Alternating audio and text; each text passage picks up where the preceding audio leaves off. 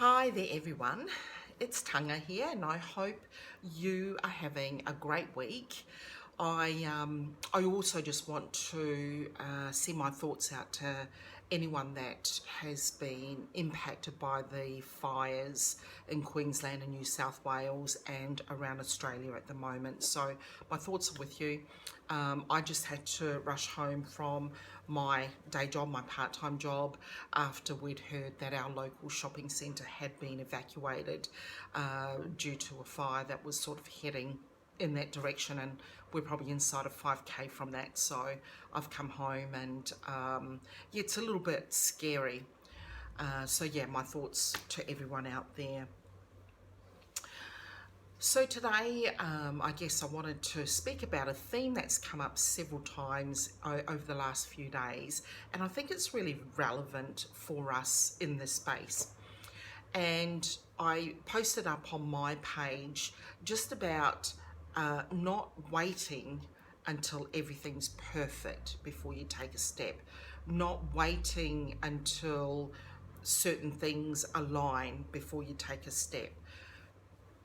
And I think that's quite relevant in what we do, particularly because most of us are stepping out of an employment and the safety of the wage and the work requirements, routine, all of what we used to call normal is being challenged by us as we go through this journey to set up our own business and step out of that traditional mentality.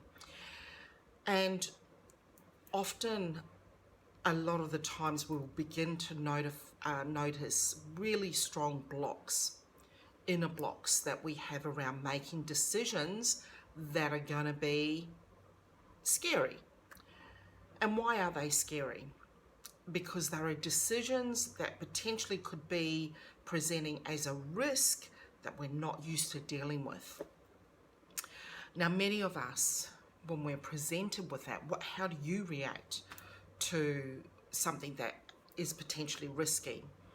I do a mental calculation and I feel, okay, what's the worst that can happen? And can I cope with the worst case scenario? That wasn't always the case though.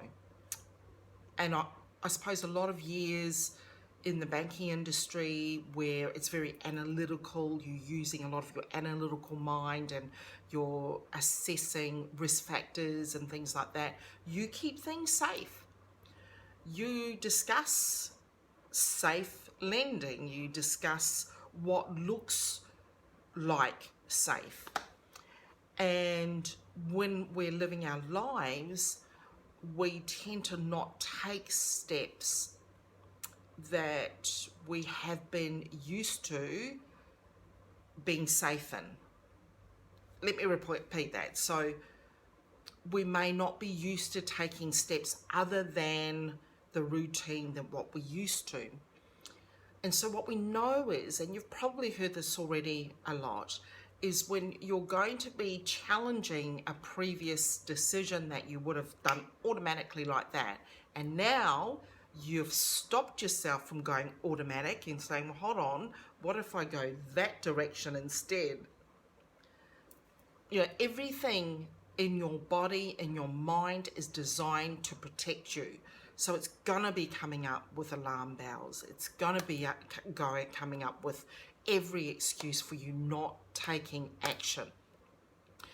And so several books that I've read, and probably the one that really sticks out for me, and you may have read it already as well, The 5-Second Rule, Mel Robbins, she really articulates that quite well. And it's the whole point of the minute you decide you're going to do something, you need to do it within 5 seconds of making that decision, because your protective brain, your fight, flight or freeze mode will jump in and it will come up for reasons why you shouldn't did it, because it's not safe for you.